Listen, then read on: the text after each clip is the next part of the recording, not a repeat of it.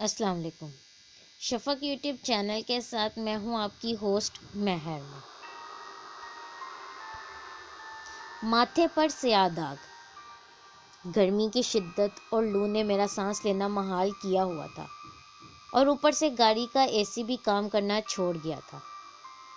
میں نے گاڑی کی ہیٹ کم کرنے اور تھوڑی تازہ ہوا کھانے کے لیے گاڑی سڑک کے کنارے چھاؤں میں کھڑی کر دی اور خود گاڑی سے باہر نکل کر اپنی قسمت کو کوسنے لگا۔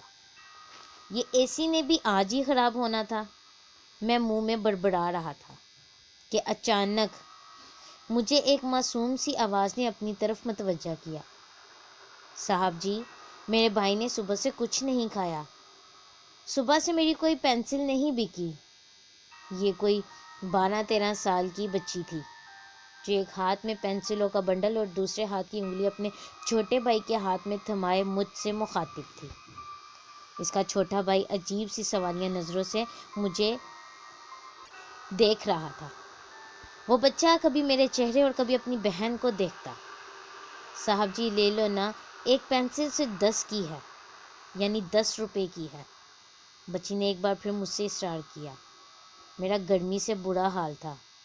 جی چاہا کہ ان دونوں کو جھڑکی دے کے یہاں سے بھگا دوں، مگر پھر نہ جانے کیوں نہ چاہتے ہوئے میرا ہاتھ میری جیب میں چلا گیا۔ میں نے والیٹ نکالا اور 50 کا نوٹ بچی کی طرف کر دیا اور خود میں بڑا سخی بن کے اسے تکبرانہ لہجے میں بولا، یہ لو۔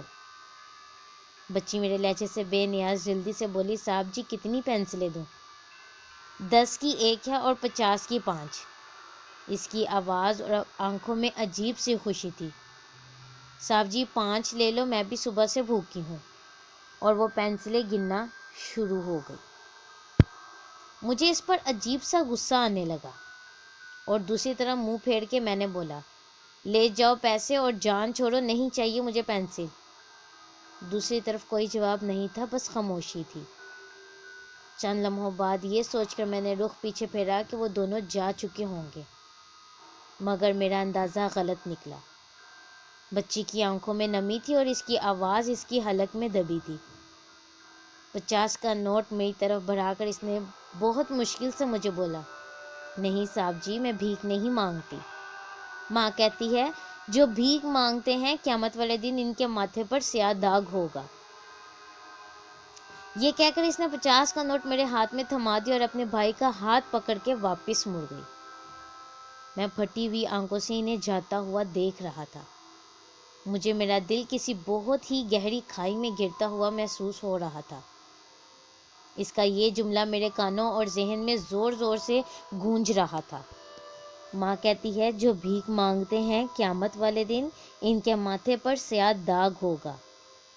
میرا جسم پسینے میں تر ہو گیا، مگر اب کی بار یہ گرمی کا پسینہ نہیں، ندامت اور شرمندگی کا پسینہ تھا۔ میں خود کو بہت چھوٹا اور حقیر سمجھ رہا تھا، جو کہ بالکل سچ تھا۔ اس دفعہ میری آواز میرے حلق میں کانٹے کی طرح چبھ رہی تھی اور میں انہیں جاتا ہوا دیکھ رہا تھا۔ بہت مشکل سے میں نے انہیں آواز دی، ٹھہرو بیٹا۔ میری آواز بڑبڑائی ہوئی تھی۔ میری آواز پہ دونوں بہن بھائی نے مڑ کے میری طرف دیکھا اور ان کی آنکھوں میں آنسو تھے۔ میں نے بہت مشکل سے اپنے آنسو ضبط کرتے ہوئے پوچھا، کتنی پینسلیں ہیں تمہارے پاس؟ بچی نے اپنے بھائی کا ہاتھ چھوڑا اور دوڑ کر میرے قریب آ کر مجھ سے پوچھا، صاحب جی آپ ساری پینسلیں لوگے؟ اس کی آنکھوں میں عجیب سی چمک تھی۔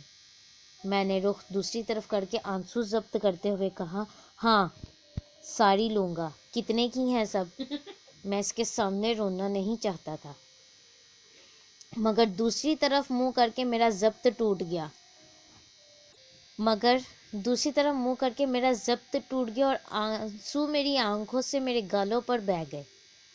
میں کن آنکھوں سے بس ایک بار اسے دیکھ پایا۔ وہ پینسلیں گن رہی تھی۔ میرا دل چاہ رہا تھا میں بچوں کی طرح پھوٹ پھوٹ کے رہوں۔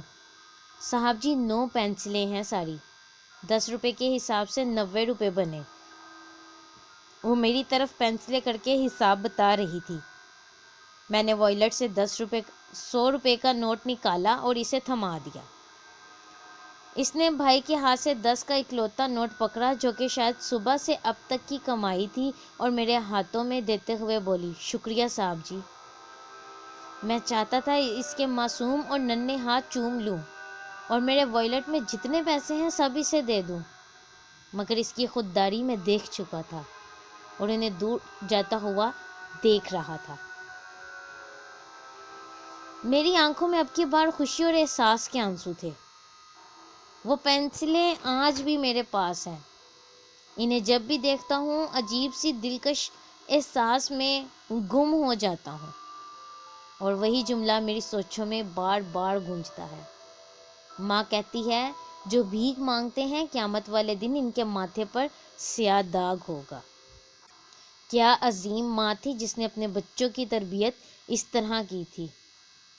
اتنی خودداری کہ ہاتھ سے کمائی ہوئی محنت کی کمائی وصول کرنا اس کے لیے قابل فخر تھا، اور امداد کے لیے دی جانے والی رقم اس کے لیے ناقابل قبول تھی۔ ایسے لوگ عظیم ہوتے ہیں جو دنیا میں ہر جگہ نہیں بلکہ کہیں کہیں ہی پائے جاتے ہیں۔ اس طرح کی مزید ویڈیوز سننے کے لیے ہمارے چینل کو لائک اور سبسکرائب کرنا مت بھولیں۔ شکریہ۔